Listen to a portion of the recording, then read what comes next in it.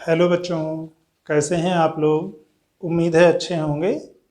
कक्षा 11 भौतिक विज्ञान की आज की क्लास में हम लोग स्थित समय वक्र के बारे में पढ़ेंगे। इसके पहले हम लोग पढ़ चुके हैं कि स्थित क्या होती है, दूरी क्या है, चाल क्या है, विस्थापन क्या है, वेग क्या है। फिर चाल और वेग में हम लोगों ने पढ़ा था औसत चाल और तात्कालिक चाल, या औसत वेग और तात्कालिक वेग। इतना भी हम लोग पढ़ चुके हैं। आज हम लोग ये देखते हैं कि अगर हम किसी गतिमान वस्तु की स्थिति और समय के बीच में वक्र खींचें तो उस वक्र से हमको क्या क्या जानकारी मिलती है और उस वक्र को कैसे खींचेंगे। तो पहले तो स्थिति समय वक्र, पोजीशन टाइम ग्राफ। हाँ, एक चीज़ और, इस यूनिट से 30% हटाए गए पाठ्यक्रम में से कुछ हिस्से ऐसे हैं कि उनके बिना शेष पाठ को समझना मुश्किल है, इसलिए हम लोग उनको भी अभी साथ में पढ़ते चलेंगे। और कुछ खास हटा भी नहीं है। पता लगा एक आधा चाल और वेग हट गया है तो औसत चाल और औसत वेग पढ़ना है, तो बिना चाल और वेग के औसत चाल औसत वेग क्या पढ़ेंगे। या स्थित समय ग्राफ अगर हट गया है तो वेग त्वरण ग्राफ पढ़ना है, वेग समय ग्राफ पढ़ना है, तो कोई मतलब नहीं है। तो इसलिए हम लोग सभी भागों को कवर करेंगे। अभी फिलहाल स्थित समय वक्र हम कैसे खींचते हैं।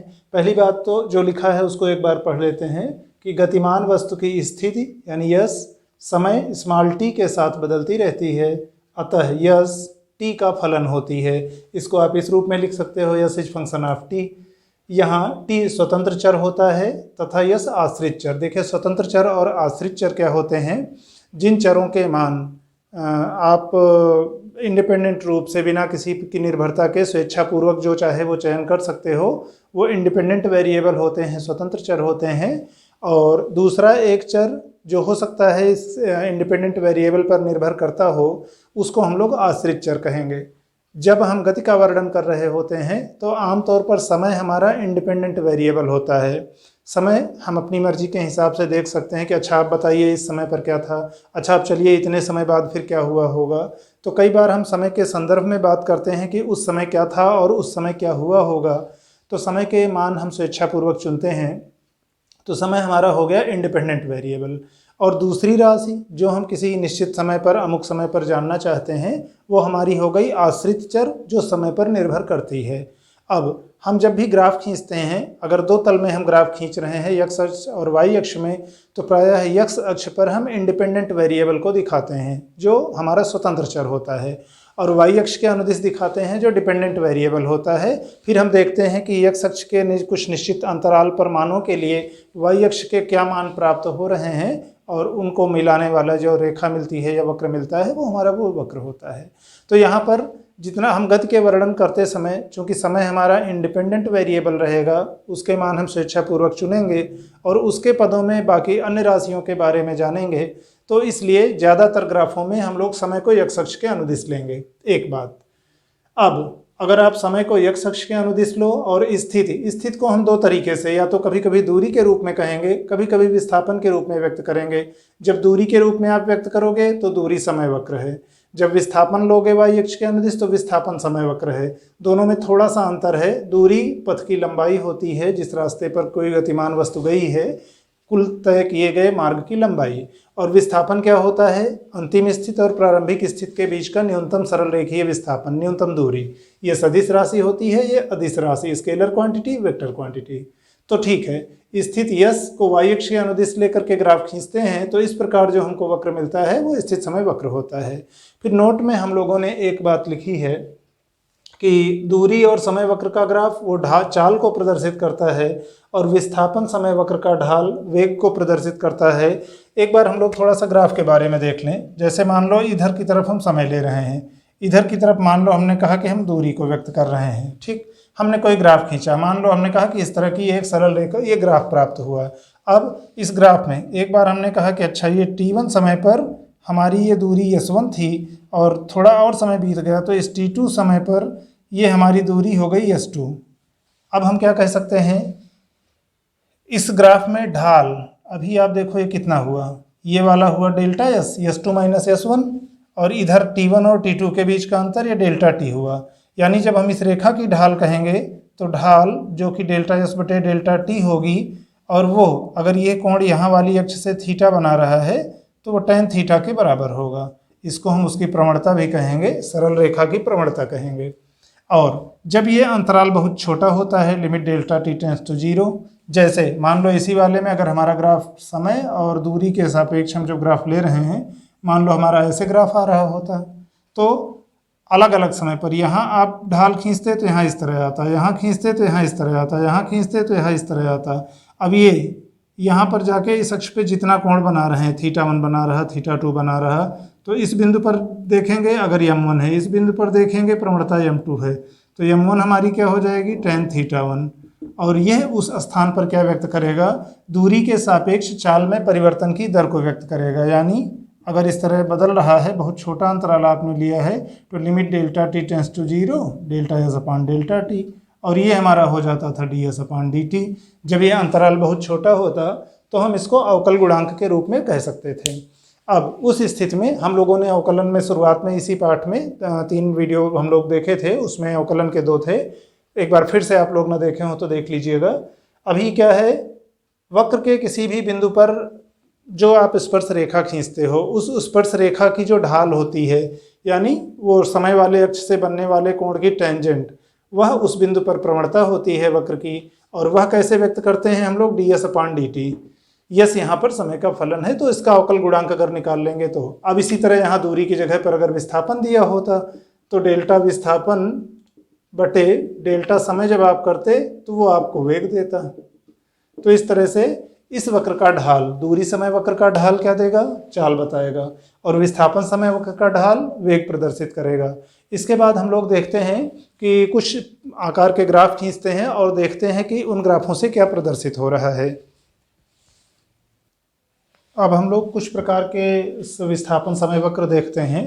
अभी हम लोग कह रहे थे केवल स्थिति और समय वक्र। हम एक उदाहरण ले लेते हैं, मान लो स्थिति के बजाय हम विस्थापन को व्यक्त कर रहे हैं। अब इधर जो भी हम यस या यक्स से व्यक्त किए हैं, मान लो इसको यक्स ही लिख लेते हैं, सॉरी चलो यक्स ही रहने तो कोई बात नहीं, समझे रहना, ये यक्स अक्ष है, पर यहाँ हमने चूंकि समय से व्यक्त किया है। तो इधर वाई अक्ष के अनुदिश हम विस्थापन यानी यक्स ले रहे हैं, यक्स अक्ष के अनुदिश समय यानी टी को ले रहे हैं, तो समय और विस्थापन के बीच में खींचा गया वक्र है।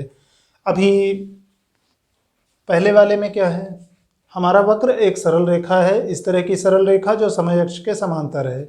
अब इस रेखा की ढाल क्या होगी, देखो समय हम लोगों ने नोट में लिखा था कि समय विस्थापन वक्र में वक्र का ढाल चाल को, वेग को व्यक्त करता है। क्यों, वक्र का ढाल क्या व्यक्त करेगा, डेल्टा वाई बटे डेल्टा एक्स। वाई के अनुदिश हमने क्या लिया है, विस्थापन, समय एक्स अक्ष में क्या लिया है, समय, तो यानी विस्थापन समय वक्र का ढाल क्या प्रदर्शित करेगा, विस्थापन बटे समय, यानी डेल्टा विस्थापन बटे डेल्टा समय। विस्थापन बटे समय वेग को व्यक्त करता है, तो इसका मतलब विस्थापन समय वक्र वेग को व्यक्त करेगा। अब विस्थापन समय वक्र का ढाल वेग को व्यक्त करेगा। अब ढाल कैसे निकालेंगे, ढाल के लिए आप चाहे तो देख लें कि वो समय अक्ष से कितने झुकाव पर है, कितना कोण बना रहा है समय अक्ष पर, आप वहाँ से मिला दो उसको। अब जैसे मान लो अगर इस तरह हमारा ये ग्राफ होता कि ये समय अक्ष के समांतर है, तो 2 तरीके से समझ सकते हैं। एक तो आप कहते हैं कि अच्छा चाहे आप जिस टाइम पे देखो विस्थापन उतना ही है, यानी समय बदलने के साथ साथ वस्तु विस्थापित नहीं हो रही है, जहाँ है वहीं है, तो इसका मतलब वस्तु स्थिर है। दूसरा, आप ढाल के लिहाज से इसको देखना चाहते तो आप कहते हैं कि इसकी ढाल क्या होगी, चूंकि यह समय अक्ष के समांतर है तो इस अक्ष से बना कोण थीटा बराबर शून्य अंश है, थीटा शून्य अंश, तो ढाल tan थीटा यानी tan 0 यानी 0। तो ये ढाल 0 का मतलब है, इसका मतलब वेग 0। इस ये ग्राफ हुआ। अब अगर मान लो हमारी एक कोई ग्राफ सरल रेखा होती, इस तरह से प्राप्त होती, मान लो ये मूल बिंदु से होकर जाने वाली सरल रेखा थी, तो मूल बिंदु का मतलब पहली बात तो कि t बराबर 0 पर x बराबर 0 है, यहाँ से गति शुरू हो रही है। दूसरा, ये अगर इस रेखा की चाहे आप जहाँ पर देखो, ठीक है देखने में सरल रेखा भले ना लग रही हो, मान लो सरल रेखा है, आप चाहे जिस बिंदु पर ढाल निकालो, चाहे आप यहाँ देखो, चाहे यहाँ देखो, चाहे यहाँ देखो, इससे ढाल अगर कोण हमारा वही बन रहा है थीटा, तो इसका मतलब हर जगह पर आपका ढाल समान है। ढाल समान है तो हर जगह वेग समान है, यानी वस्तु एक नियत वेग से गति कर रही है। हाँ, इसी में अगर हम ये थोड़ा सा चेंज कर लेते, मान लो हमारा ग्राफ इस तरह का होता, तब हम क्या कहते, t बराबर 0 पर हमारा x 0 नहीं है, यानी वस्तु थोड़ा आगे, जहाँ हमारा संदर्भ बिंदु है उससे थोड़ा आगे वस्तु है और वहाँ से गति प्रारंभ कर रही है। अब इसी तरह के ग्राफ में जब हमने कहा कि समय अक्ष से कुछ निश्चित कोण बनाते हुई सरल रेखा विस्थापन समय वक्र में एक नियत वेग से गतिमान वस्तु को प्रदर्शित करती है। मान लीजिए आपके पास दो रेखाएं हैं, एक v1 चाल को वेग को व्यक्त कर रही है, एक v2 वेग को व्यक्त कर रही है। कैसे आप जानोगे कि किसका वेग अधिक है? तो ध्यान रखना, जो ज़्यादा कोण बनाएगी, अभी जैसे ये v1 वाला कितना कोण बना रहा है, v1 वाला ये θ1 कोण बना रहा है, और v2 वाला ये θ2 ज़्यादा बड़ा कोण है, ये वाला ना। तो जब बड़ा कोण है और है दोनों 90 अंश से कम, तो पहले चतुर्थांश में इस tan θ2 का मान ज़्यादा होगा, tan θ2 का मान tan θ1 से ज़्यादा होगा, यानी इस वाले की ढाल v2 की v1 से ज़्यादा है, यानी वो ज़्यादा चाल वाले इसको व्यक्त करेगा, ज़्यादा वेग को व्यक्त करेगा, जो वस्तु ज़्यादा तेज़ी से गतिमान है। फिर एक देखते हैं कि अगर हमारी इस तरह से कभी लंबवत रेखा आ रही हो तो ऐसा संभव ही नहीं है। क्यों? पहली बात तो ये कि इस रेखा का ढाल, चूंकि ये समय अक्ष से 90 अंश का कोण बना रही है, तो इस वक्र का ढाल tan 90 अंश यानी अनंत अपरिभाषित हो जाएगा, और अनंत वेग संभव नहीं है कि कोई वस्तु अनंत वेग से गति कर रही हो, तो इसलिए ये स्थिति संभव नहीं है। दूसरा, आप ये कह सकते हो कि एक ही समय पर वस्तु यहाँ है कि यहाँ है कि यहाँ है, कहाँ आप कहोगे? तो एक ही समय पर वस्तु एक ही जगह पर रहेगी, एक से अधिक स्थानों पर नहीं हो सकती। तो इस प्रकार का वक्र अपरिभाषित है जब समय विस्थापन वक्र में 90 अंश का कोण बन रहा हो। अगला, मान लो अगर इस तरह का वक्र बन रहा है, यहाँ आप ध्यान दीजिए, समय इधर बढ़ रहा है और विस्थापन इधर बढ़ रहा है। कम समय पर विस्थापन कुछ था, आप आगे बढ़े, विस्थापन कुछ कम हो गया, यानी टाइम बढ़ने के साथ साथ अगर विस्थापन कम हो रहा है, तो जब विस्थापन कम हो रहा है तो पहले डेल्टा एक्स निकालेंगे आप, तो क्या आएगा? डेल्टा एक्स, यहाँ से आप देखेंगे डेल्टा एक्स बराबर x2 माइनस x1, और आप कह रहे हैं कि x2 छोटा है, x1 बड़ा है, बाद वाला कम है, तो ये आपका आएगा ऋणात्मक। और जब डेल्टा एक्स ऋणात्मक आएगा तो डेल्टा एक्स बटे डेल्टा टी करेंगे तो वो ऋणात्मक वेग को व्यक्त करेगा। और अगर आप त्रिकोणमिति के हिसाब से देखें तो ये इस अक्ष से कितना कोण बना रहा है? ये वाला कोण बना रहा है, और ध्यान दीजिए 90 अंश से अधिक कोण है, तो अधिक कोण दूसरे चतुर्थांश में tan थीटा का मान ऋणात्मक, इसका मतलब इस वक्र की ढाल ऋणात्मक, इसका मतलब ये नियत वेग तो व्यक्त करेगा क्योंकि सरल रेखा है, लेकिन ऋणात्मक व्यक्त करेगा। गति की दिशा को हम लोग वेग की दिशा से जान सकते हैं, और ऋणात्मक वेग का मतलब है वस्तु संदर्भ बिंदु की ओर जा रही है, धनात्मक वेग का मतलब है उससे दूर जा रही है। जैसे मान लो ये बोर्ड हमारा संदर्भ बिंदु होता, कोई वस्तु यहाँ है और हम कहें कि अच्छा ये 2 सेंटीमीटर प्रति सेकंड की चाल से गति कर रहे, वेग से गति कर रही, तो इसका मतलब ये 2 सेंटीमीटर प्रति सेकंड से इससे दूर जा रही है। यहाँ है, हम कहें -2 सेंटीमीटर प्रति सेकंड की चाल से गति कर रही है, तो इसका मतलब ऐसे इसकी ओर जा रही है, समय के साथ साथ विस्थापन वहाँ से घट रहा है। तो इस प्रकार का ग्राफ नियत चाल को तो, नियत वेग को तो व्यक्त करेगा, लेकिन वेग का मान ऋणात्मक होगा। उसी तरह अगर इस तरह का वक्र आपका आया है तो यहाँ क्या है, इस जगह पर आप खींचे ये ढाल, इस जगह खींचे ये ढाल, इस जगह खींचे ये ढाल। आप गौर करिए, समय बढ़ने के साथ साथ थीटा का मान भी बढ़ रहा है, tan थीटा का मान भी बढ़ेगा, ढाल बढ़ रहा है, ढाल वेग को व्यक्त करेगा, वेग बढ़ रहा है यानी त्वरित गति हो रही है, तो इस प्रकार का वक्र त्वरित गति को व्यक्त करेगा। उसी तरह अगला ग्राफ, यहाँ क्या है, पहले ढाल ज़्यादा है और जैसे जैसे आप आगे जा रहे हो, ये देखिए कोण कम होता गया है, पहले ये कोण है, बाद में ये कोण है, फिर और आगे जाएंगे तो ये कोण है। अब आप देखते जाएं जैसे जैसे आप इधर जा रहे हैं इसका मान कम होता जाएगा, थीटा का यहाँ ज़्यादा है यहाँ कम है। तो इस तरह का जो ग्राफ आएगा ये आपको क्रमशः घटते हुए वेग को व्यक्त करेगा, नियत वेग नहीं है। इसका मतलब वेग लगातार अगर घट रहा है तो त्वरण ऋणात्मक है या मंदन है। खैर त्वरण के बारे में हम लोग आगे पढ़ेंगे। तो अभी ये कुछ प्रकार के ग्राफ हुए और इसके बाद हम लोग कुछ सवाल लगाने की कोशिश करेंगे। कुछ ग्राफ पर आधारित होंगे और कुछ इस बात पर कि कहीं पर आपको अगर तात्कालिक वेग या निकालना हो, विस्थापन दिया हुआ हो, तो जो हमारा ये तात्कालिक चाल या तात्कालिक वेग v इंस्टेंटेनियस होती है उसको आप dx/dt कह सकते हो इस अवकल गुणांक के रूप में। क्यों? जब हमारा समयांतराल बहुत छोटा होता था, limit delta t tends to 0, तो डेल्टा x बटे डेल्टा t जिसे हम लोग dx/dt कह लेते थे, वह उस समय पर तात्कालिक वेग या तात्क्षणिक वेग होता था। तो देखते हैं इस पर कुछ प्रश्न हल करते हैं। प्रश्न एक दिया हुआ है, एक सरल रेखा के अनुदिश गतिशील कण की समय आश्रित स्थिति, मतलब ऐसी स्थिति जो समय पर आश्रित है, समीकरण यस बराबर 5t - 10t² से निरूपित है, जिसमें यस मीटर में तथा t सेकंड में मापे गए हैं। गणना कीजिए, पहला तो कि कण का आरंभिक वेग क्या होगा और दूसरा कण का t बराबर 2 सेकंड पर वेग क्या होगा। देखिए हमें एक स्थित समय समीकरण दिया हुआ है, स्थिति जो समय पर निर्भर कर रही है और हमें वेग निकालना है। कैसे निकाल सकते हैं? हम लोग देखें ds/dt, हल में इसके देखते हैं। पहले तो हमको दिया क्या हुआ है, यस बराबर ये 5t माइनस 10t² दिया हुआ है और ये मीटर में व्यक्त है, t यहाँ सेकंड में है, ये दूरी मीटर में दी हुई है। अगर हम यहाँ से वेग निकालना चाहें, वेग का मतलब है ये तात्कालिक वेग है, जिस समय पर आप देखना चाहो तात्कालिक वेग यानी v इंस्टेंटेनियस। अच्छा, वेग और चाल में कई बार क्या होता है, चाल को हम लोग वेग का परिमाण कह लेते हैं और वस्तु अगर एक सरल रेखा में गति कर रही हो तो औसत वेग और औसत चाल एक बराबर होते हैं। हाँ, अगर दिशा उसकी बदल गई तब दिक्कत होती है। फिलहाल तात्कालिक वेग अभी क्या हो जाएगा, ये हमारा हो जाएगा ds/dt। इसका आप अवकल गुणांक निकाल लीजिए, यानी d/dt किसका, 5t माइनस 10t² का, और ये कितना हो जाएगा, यह v इंस्टेंटेनियस किसी क्षण पर आप जब देखना चाहो तो ये हो जाएगा d/dt। ये 5t का कितना हुआ वो देख लीजिए और माइनस d/dt 10t² का देख लीजिए कितना हुआ। फिर 5 नियतांक है, बाहर चला आएगा, d/dt t का निकालोगे तो वो हो जाएगा 1। चाहे तो एक बार लिख लेते हैं, t का d/dt माइनस यहाँ 10 बाहर आ जाएगा, d/dt t², या और ये चल रहा है तात्कालिक वेग v इंस्टेंटेनियस के बराबर 5 d/dt t का 1 होगा। और x की पावर n का x के सापेक्ष होता था n, x की पावर n-1, तो यानी t², t की घात 2 है, n की जगह 2 है तो इसका हो जाएगा 2, t की पावर 2-1 यानी 1। तो ये हमारा हो गया 5 माइनस 20t। तो ये अभी तो एक समीकरण हुआ हमारा, मान लो इसको हमने लिख लिया समीकरण 1। ये बताएगा हमें तात्कालिक चाल के बारे में किसी क्षण पर जब हम जानना चाहें। अब हमारे पास दो स्थितियां हैं, पहले हम पूछ रहे हैं कि आरंभिक वेग क्या है। आरंभिक वेग का मतलब t बराबर 0 पर, t बराबर 0 पर आपका v इंस्टेंटेनियस कितना है वो निकालेंगे। तो हम यहाँ क्या करेंगे, समीकरण 1 में t बराबर 0 रख देंगे। क्या हो जाएगा, v इंस्टेंटेनियस बराबर 5 माइनस 20 इंटू 0, कहाँ से, समीकरण 1 से मिल जाएगा आपको।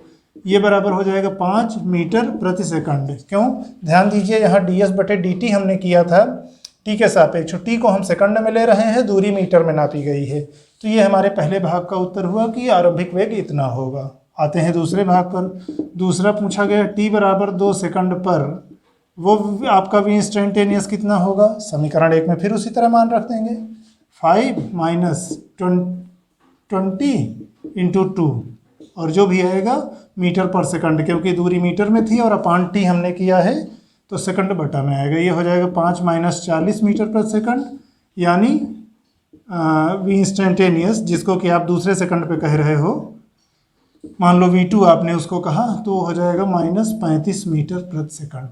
और इसको मान लो आपने v1 कहा कि पहली वाली स्थिति में जो उत्तर आया था, तो आरंभिक वेग 5 मीटर प्रति सेकंड, बाद वाला माइनस 35 मीटर प्रति सेकंड। एक आधा सवाल और देखते हैं। अगला प्रश्न एक ग्राफ के रूप में दिया हुआ है। दिए गए ग्राफ से वस्तु के 2 सेकंड से 6 सेकंड के मध्य औसत वेग की गणना कीजिए। किसी गतिमान वस्तु का ये यक्ष विस्थापन और इधर समय t आपका ग्राफ दिया हुआ है, ये वाली रेखा, और अलग अलग समयों पर क्या मान है वो हमको मालूम है। जैसे ये समय इधर 2 सेकंड, 4 सेकंड, 6 सेकंड और 8 सेकंड ब्रैकेट में हमने लिख लिया है कि सेकंड में है। उसी तरह विस्थापन मीटर में है, 10 मीटर, 20, 30, 40 मीटर में है। हमें निकालना क्या है, जब वस्तु 2 सेकंड पर थी और जब वस्तु 6वें सेकंड पे है, तो इस दौरान यहाँ से और यहाँ के बीच में हमको औसत वेग निकालना है। औसत वेग के लिए क्या है, अभी कुल विस्थापन हमको पता चल जाए, कुल समयांतराल पता चल जाए तो हम निकाल सकते हैं। तो दोनों स्थितियों को देख लेते हैं।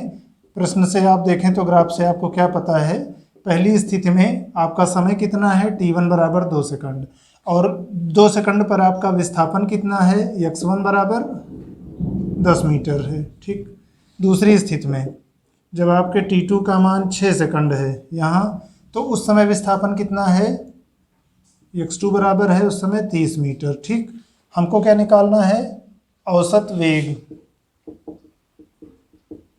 औसत वेग क्या होगा, आप पूरा अंतराल देख लीजिए कि विस्थापन में कितना परिवर्तन हुआ है और उसमें कितना हमारा समय लगा है। यानी यहाँ के हिसाब से कहें तो x2 माइनस x1 विस्थापन हो जाएगा और t2 माइनस t1 समय हो जाएगा। ये x2 और x1 के मान पता है, 30 मीटर माइनस 10 मीटर, समय का मान 6 सेकंड माइनस 2 सेकंड, यानी ऊपर आएगा 20, नीचे आएगा 4, ऊपर मीटर नीचे सेकंड, या आपका आएगा यहाँ से देखेंगे तो औसत वेग बराबर 5 मीटर प्रति सेकंड। ठीक, तो ये हमारा इस प्रश्न का उत्तर हुआ। अगले प्रश्न पर आते हैं। एक प्रश्न और है ग्राफ का। चित्र में एक साइकिल सवार का समय दूरी ग्राफ प्रदर्शित है और T for time, S for distance दूरी के लिए है। अभी ये यहाँ यस है मान लीजिए। ग्राफ से गणना कीजिए। एक तो निकालना है कि सवार की महत्तम चाल क्या होगी और दूसरा संपूर्ण यात्रा में औसत चाल क्या होगी। ग्राफ हमारा ये ए बी सी डी दिया हुआ है अलग अलग समयों पर। इधर समय हमारा घंटे में दिया हुआ है, इधर हमारी दूरी दी हुई है। हमारे पास मुख्य रूप से 3 हिस्से हैं, ए से बी के बीच का हिस्सा, बी से सी के बीच का हिस्सा और सी से डी के बीच का हिस्सा। हम महत्तम चाल निकालने के लिए पहले तीनों के दौरान औसत चाल निकालेंगे। ठीक, तो पहला भाग पे आते हैं। पहले तो ए से बी के बीच दौरान जब आप हो तो आपकी चाल कितनी है। चाल हमें पता है कि ये होती है दूरी बटा समय से। ठीक, और दूरी हमारी कितनी हो गई। ए पे हम 0 पे थे, बी पे 20 किलोमीटर पे गए हैं, यानी 20 माइनस 0 किलोमीटर दूरी हो गई। और समय कितना लगा है पूरा इसमें, बी पहुंचने में 2 घंटा लगा है। ए 0 से शुरू हुआ है, ये 0 0 है, तो समय हमारा 2 माइनस 0 घंटा, यानी 20/2 किलोमीटर प्रति घंटा। ये सरल रेखा थी, तो यानी ए से बी के बीच की जो चाल होगी वी, ए से बी के बीच की चाल ये आपकी आएगी 10 किलोमीटर प्रति घंटा। ठीक, अब हम इसी तरह बाकी और 2 हिस्सों का निकालते हैं। बी से सी के बीच में कितनी चाल होगी, इसी तरह से देखेंगे कि बी से सी के बीच में कितनी हो जाएगी। तो बी से सी के बीच की दूरी कितनी है, बी पर भी 20 किलोमीटर, सी पर भी 20 किलोमीटर, तो दूरी 20 माइनस 20 किलोमीटर। समय कितना लगा, बी पर 2 घंटे में थे, सी पर 3 घंटे में थे, 3 माइनस 2 घंटा यानी 0, क्योंकि ये ऊपर 0 हो गया। फिर तीसरे भाग पे आते हैं। तीसरे भाग में हम लोग देखते हैं कि सी से डी के बीच में क्या हुआ होगा। तीसरे भाग में देखते हैं उसी तरह बी सी से लेकर डी के बीच में क्या होगा। तो सी पर 20 किलोमीटर, डी पर 40 किलोमीटर, यानी हमारी दूरी कितनी हो गई 40 माइनस 20 किलोमीटर बटे समय कितना लगा है, सी 3 घंटे पर और डी 5 घंटे पे, यानी 5 माइनस 3 घंटा। ये उसी तरह 20 किलोमीटर बटे 2 घंटा, यानी सी से डी के बीच में भी चाल देखेंगे, सी से डी के बीच में भी चाल देखेंगे तो हमारी 10 किलोमीटर प्रति घंटा ही आएगी। ठीक, और यही चाल हमारी यहाँ भी आई थी ए से बी के बीच में। तो इसका मतलब महत्तम चाल कितना होगी, यही हमारी महत्तम चाल होगी। महत्तम चाल 10 किलोमीटर प्रति घंटा, चाहे आप कहो ए से बी के बीच में है और सी से डी के बीच में भी यही है। फिर आते हैं इसके दूसरे भाग पे। हमें निकालना है संपूर्ण यात्रा में औसत चाल ना, तो बी पार्ट पे आते हैं, सेकंड नंबर पे इसके। औसत चाल, पूरी यात्रा में औसत चाल क्या हो जाएगी, कुल कितना हम दूर चले हैं, कुल दूरी बटे कुल कितना समय लगा है। कुल दूरी कितनी है, डी 40 किलोमीटर, ए 0, तो 40 माइनस 0, और समय कुल कितना लगा है, 5 घंटे में यहाँ पहुँचे हैं।